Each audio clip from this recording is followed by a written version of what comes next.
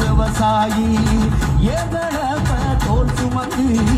எத்தி நடக்கும் விவசாயி எப்பொழுதோ பாடுபடும்